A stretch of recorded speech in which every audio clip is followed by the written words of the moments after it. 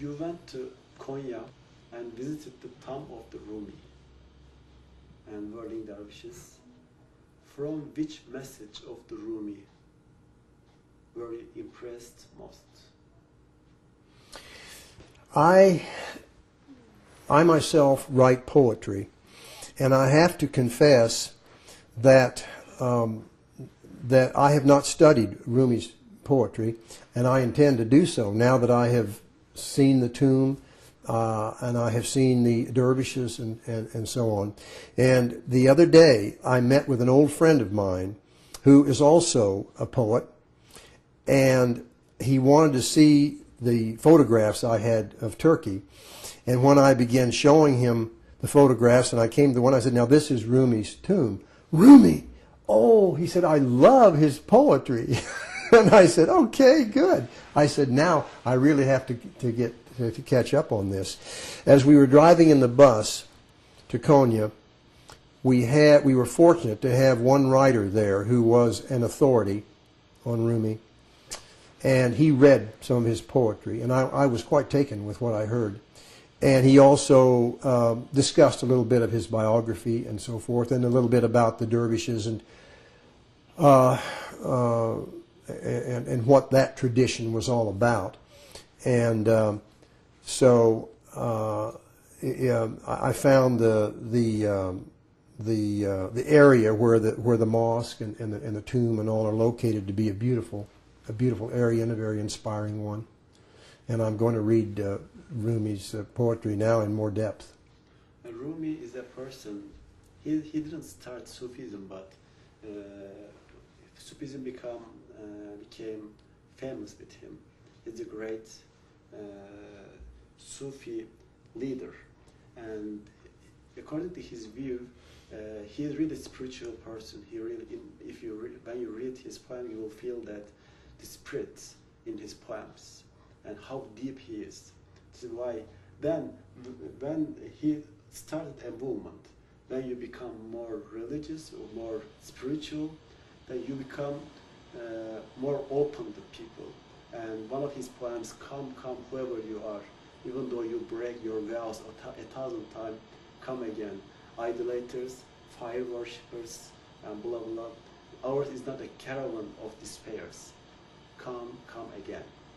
That kind of openness. And this is why we brought the burning dervishes in Kansas City, because it fits interfaith idea and open. He was a lot of follower from love from Christians and Jews and Muslims because of his openness and great messages. And because of his Fethullah Gulen is very spiritual personality, and he brought new spiritual perspective. And when scholars, thinkers, even the grandson of the Rumi, whose name is Şefik Can, who is in Konya, Turkey right now, look at his work. He said, Gulen is modern Rumi of our time because of his work, because of the schools, because of his devotion, also because of his spirituality. What do you think about this?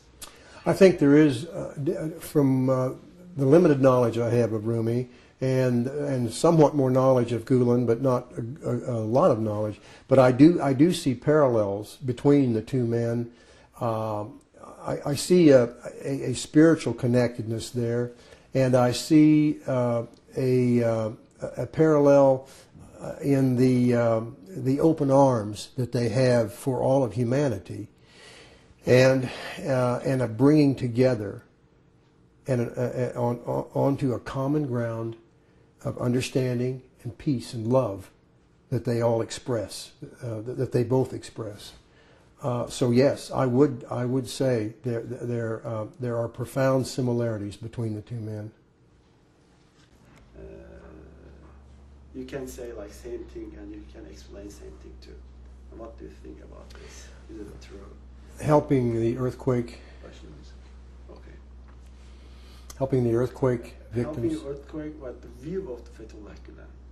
The Even though like they are because like interfaith idea is like opening your arms as much as you can and welcoming all the people and doing anything good as much as you can. And his like openness is very great, and there's an opportunity to help the people in Pakistan. Then he encouraged people, and he was the first person donating money in every he was the first person. Then in the second day, before the leader of the governor went to he is giving the interview. Then I heard from him. He says, when second day of the earthquake, I went there, and then I saw a tent.